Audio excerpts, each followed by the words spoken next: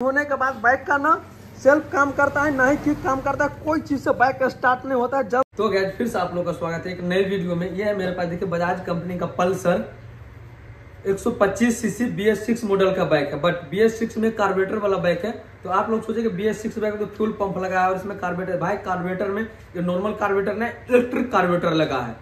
और इस बाइक में भी ECU लगा है, CDI की जगह ECU है। जैसे कि एंड्रॉइड फोन में या फिर लैपटॉप डेस्कटॉप से आप देखे हुए कि एक आता है मदरबोर्ड, क्योंकि मदरबोर्ड क्रैश हो जाता है, फोन बंद हो जाता है, लैपटॉप सब बंद, जो भी इलेक्ट्रॉनिक सामान है उन सभी में एक मदरबोर्ड आता है। वही सेम कंडीशन है इस बाइक में, CDI की जगह ECU लगा है और उसको हम एक तरह से मदरबोर्ड बोल सकते हैं, जो कि बाइक को कंट्रोलिंग का फुल एसिस्ट देता है, वो ECU। और ये बाइक में आ गया कुछ ऐसा प्रॉब्लम, बाइक को हम स्टार्ट करते हैं, स्टार्टिंग कुछ भी इशू नहीं है। स्टार्ट करके जैसे 6-7 किलोमीटर 8 किलोमीटर 10 किलोमीटर बाइक जाते जाते बाइक हो जाता है ऑटोमेटिकली बंद।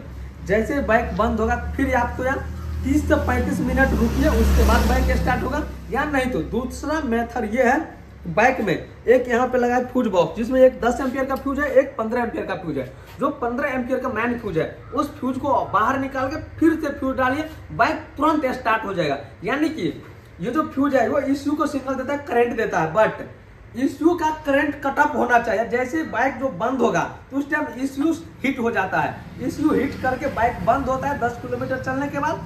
उस टाइम इसका 2 मेथड है, किसी भी तरह से इग्निशन लाइन का कनेक्टिविटी डिफ्यूज होना चाहिए, चाहे आप बैटरी का तार छोड़ाइए, चाहे आप फ्यूज बाहर निकाल के ECU का कनेक्टिविटी कट कीजिए, उसके बाद फिर से तुरंत डालिए, फिर से ECU को सिग्नल मिलेगा, फिर से बाइक स्टार्ट होगा। बट इस बाइक को हमने OBD किंग है, ये भी 317 OBD किंग है, इससे हम स्कैन किए, कुछ भी फॉल्ट कोड देखने को नहीं मिला। उसके साथ गैरेज प्रो का OBD स्कैनर आता है, उससे हम बाइक को स्कैन किए, उसमें भी मुझे कुछ भी फॉल्ट कोड देखने को नहीं मिला। और चेकअप कर लिए, उसके बाद बाइक में मुझे डाउट था कि एक किल स्विच खराब हो जाता है, जो कि किल स्विच असेंबल है, थोड़ा नजदीक से दिख रहा हूँ, असेंबल है। किल स्विच हमने नया वाला पैकिंग फाड़ के इसमें फिट किए, फिर भी बाइक में कोई भी ECU देखने को नहीं मिला। यानी कि ये जो ECU लगा है, ये ECU काफी हीट हो रहा है, काफी गर्म हो रहा है। गर्म होने के बाद बाइक का ना सेल्फ काम करता है, ना ही किक काम करता है, कोई चीज से बाइक स्टार्ट नहीं होता है। जबकि करंट आना भी यहाँ पे गुम हो जाता है, स्टिक कॉइल में करंट नहीं आएगा, साथ साथ सेल्फ किक भी कुछ भी नहीं काम करेगा। अगर आप लोग के बाइक में ऐसा सिचुएशन आ रहा है तो आप समझ जाए कि आपके पास पल्सर 125 BS6 मॉडल का बाइक है, तो उसमें ECU का प्रॉब्लम आ गया है। अब आप लोग सोच रहे ECU चेकअप कैसे करें।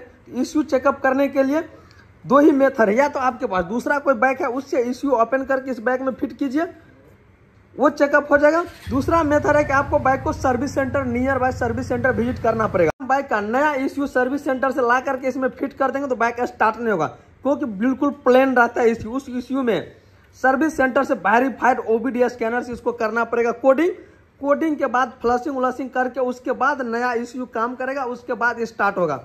और एक चीज और आप नोटिस किए होगा बजाज के बाइक में कि कभी भी आप इग्निशन ऑन करते हैं और जैसे ये किल स्विच को यहाँ से ऑफ करते हैं तो चेक इंजन लाइट ऑफ हो जाता है। बट इस बाइक में चेक इंजन भी लाइट नहीं ऑफ हो रहा है किल स्विच ऑफ करने के बाद। और जितना मरतबा इग्निशन ऑन के बाद किल स्विच ऑफ रहता है, ऑन कीजिएगा, उतना मरतबा ये ऑटो चेक कट का एक साउंड सुनाई देते रहता है। बट ये सब सिस्टम वर्क नहीं कर रहा है। सभी सिस्टम को हमने चेकअप कर लिया, आउटपुट इनपुट करंट ECU का चेकअप कर लिया, सभी सिस्टम इसका सही है। ना ही ऑटो चौक ऑटोमेटिक वर्क कर रहा है। ऑटो चौक को चेकअप करने के लिए ECU से यहाँ से हम देखिए सॉकेट को बाहर निकाले, अभी बाहर निकल गया। बट जैसे सॉकेट को फिट करेंगे तो ऑटो चौक हमारा प्रॉपर वर्क करेगा। देखिए अब यहाँ से किल स्विच ऑन करेंगे, ऑटोमेटिक कट का साउंड सुनाई देगा। देखिए कट का साउंड सुनाई दिया। फिर से हम इस किल स्विच को ऑफ करके फिर से ऑन करेंगे तो फिर से कट का बीप आना चाहिए, लेकिन ऐसा नहीं हो रहा है।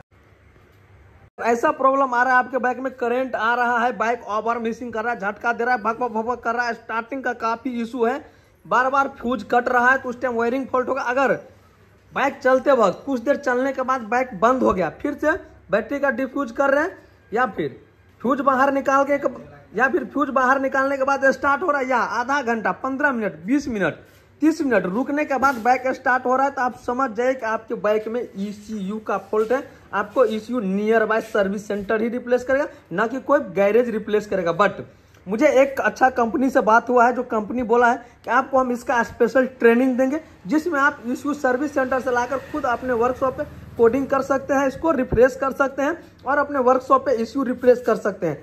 अपने वर्कशॉप पे ईसीयू रिप्लेस कर दीजिएगा। बट देखिए ईसीयू हम अपने खुद के वर्कशॉप पे भी रिप्लेस करने का जुगाड़ में प्रोसेस में लगा दिए हैं। बट मुझे एक वेरीफाइड कंपनी बोला है आपको ट्रेनिंग देते हैं, उस ट्रेनिंग के अंदर आपको ईसीयू रिफ्रेश करने का काफी प्रोसेस है, जो कि आप अपने वर्कशॉप पे नया ईसीयू डाल सकते हैं, आपको सर्विस सेंटर विजिट नहीं करना पड़ेगा। तो वो सब वीडियो हमारी ट्रेनिंग प्रोसेस कंप्लीट होने के बाद चैनल पे देखने को मिलेगा। तो अभी से चैनल सब्सक्राइब करके बेल आइकन प्रेस कर लिए ताकि आने वाले लेटेस्ट वीडियो का नोटिफिकेशन आप तक पहुंचे।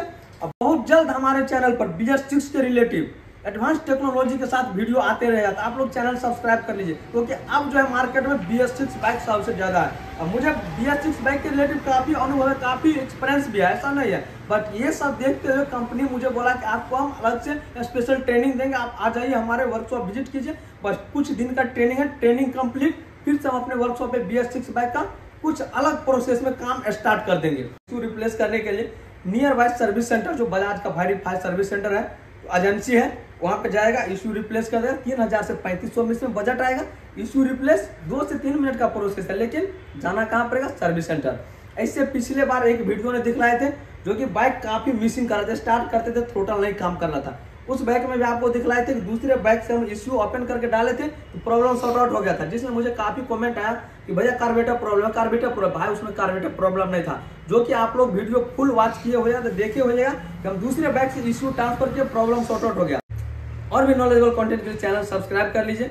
और इस बाइक के लिए आप क्या रिव्यू दीजिएगा, क्या रेटिंग दीजिएगा, आप एक बार कमेंट करके बतलाइए। बट कंपनी ये मुझे सेटिंग काफी गलत किया है भाई। पहले के बाइक में था CDI था, CDI खराब, नया CDI मार्केट से लाइए, डालिए बाइक स्टार्ट कर। बट लेकिन ये सिस्टम मुझे बिल्कुल घटिया बेवजह सिस्टम लग रहा है भाई। इसका इश्यू खराब है तब सर्विस सेंटर जाएगा बदलाने के लिए, रास्ते में खराब तब सर्विस सेंटर जाइए। भाई ये क्या कंपनी कर दिया है? ये मैकेनिक के पास इसका कोडिंग देना चाहिए, या कोडिंग नहीं दिए तो आप नया इश्यू बनाते हैं उसी में कोडिंग सेटअप दीजिए, ताकि हम लोग सर्विस सेंटर से इश्यू लाएं और तुरंत बाइक में डालें, बाइक स्टार्ट हो जाना चाहिए। नहीं कि नया इश्यू डालिए, नया CDI डालिए, सर्विस सेंटर जाके उसको कोडिंग करवाइए। ये सब काफी इसमें सिस्टम बेवजह दे दिया, घटिया दे दिया है। अब आप लोग कमेंट करके बताइए कि BS4 बाइक सही है, BS3 बाइक सही है, या नॉर्मल BS6 बाइक से? फटाफट से कमेंट कीजिए। जैसे कि देखिए हमारे पास सेम पल्सर 125 BS6 कार्बोरेटर वाले बाइक है, जिसमें इलेक्ट्रिक कार्बोरेटर लगा है।